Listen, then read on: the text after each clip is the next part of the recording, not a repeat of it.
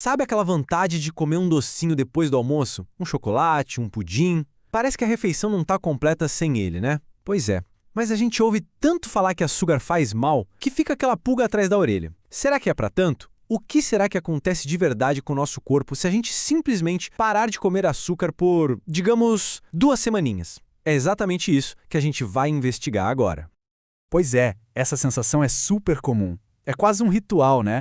E é um hábito tão forte que quando a gente não come o doce, parece que fica faltando alguma coisa de verdade. Mas olha, isso não é coisa da sua cabeça, não. Tem muita ciência por trás desse desejo todo, e é uma ciência fascinante que a gente vai desvendar agora. Agora se preparem, porque o número que vem aí bem, ele é chocante. A gente está falando de 47 quilos. Sim, 47 quilos. Segundo algumas estimativas, é isso que um brasileiro consome de açúcar em média por ano. Imagina só, é quase o peso de um saco de cimento só de açúcar puro. É muita coisa. E para a gente ter uma ideia do que isso significa, olha só essa comparação. A Organização Mundial da Saúde, a OMS, diz que o ideal seria não passar de 18 quilos por ano. 18. E a nossa média aqui no Brasil chega a 47. Ou seja, na melhor das hipóteses, a gente está comendo o dobro do recomendado. É um alerta bem sério para a nossa saúde, né? Ok, então para a gente entender o impacto real disso tudo, nosso caminho vai ser o seguinte. Primeiro, vamos entender a ciência por trás dessa vontade louca de doce. Depois, a gente encara a primeira semana, que é uma verdadeira batalha. Aí vem a virada, na segunda semana, e por fim a gente vê a recompensa, a conquista desses 14 dias. Beleza, vamos começar pela ciência do desejo. Afinal, por que é tão difícil largar o açúcar?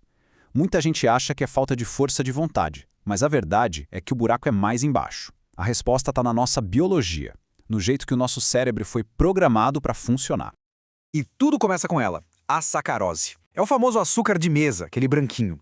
Assim que a gente come, o corpo quebra ele super rápido em 2 partes, glicose e frutose. E aí essas moléculas inundam o nosso sistema e dão início a uma verdadeira reação em cadeia.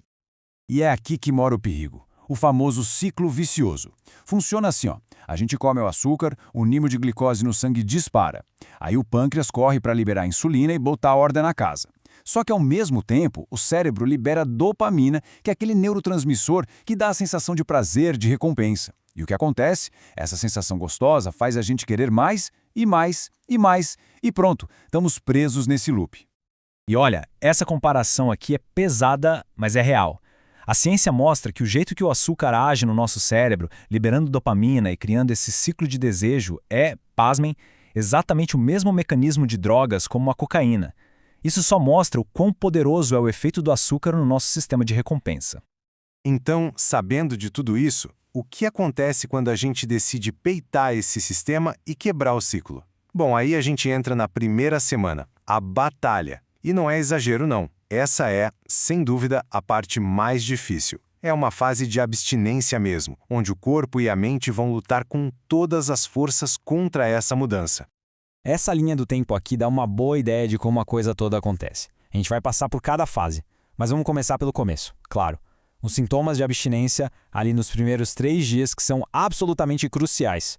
Então, o que esperar esses primeiros dias? Olha, não é fácil. Com os níveis de dopamina caindo, é normal sentir um desânimo, dor de cabeça, irritação e uma vontade de doce que parece que vai te enlouquecer. Mas calma, nem tudo é sofrimento. Algo muito bom já começa a acontecer. O corpo começa a desinchar. Como o açúcar faz a gente reter líquido quando a gente corta, o corpo começa a eliminar esse excesso.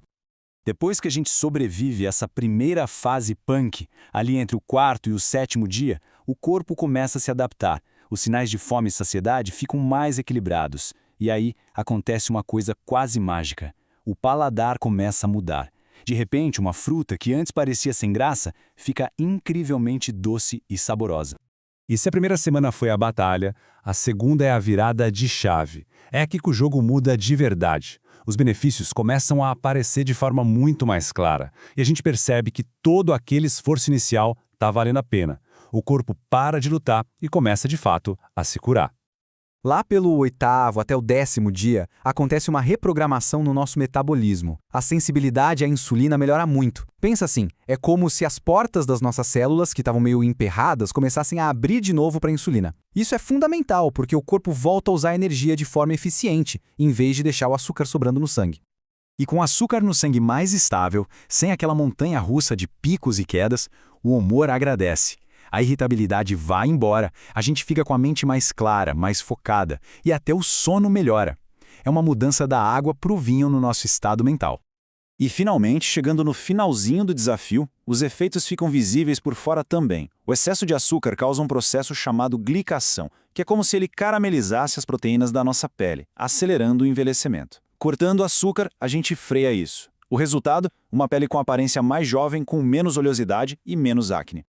Então, chegamos lá. Depois de 14 dias, a conquista é real. A transformação é nítida. O corpo passou por uma verdadeira maratona, se desintoxicou, se reprogramou e agora é hora de colher os frutos.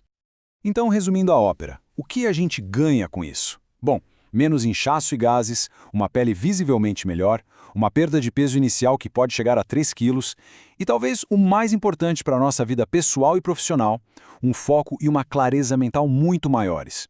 Sem falar nos exames de sangue, que também começam a mostrar melhoras nos triglicerídeos e na pressão.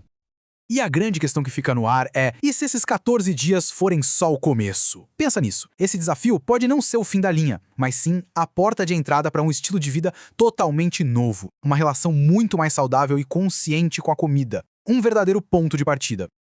Todo este roteiro e a apresentação que vocês acompanharam foram produzidos aqui por nós, do canal Terceiro Cérebro. Este canal foi feito pensando em pessoas que, assim como a gente, são curiosas e gostam de entender as coisas.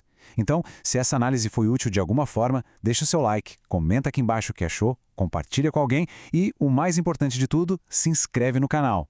O apoio de vocês é o que nos dá gás para continuar produzindo conteúdo assim. Muito obrigado mesmo por terem ficado até aqui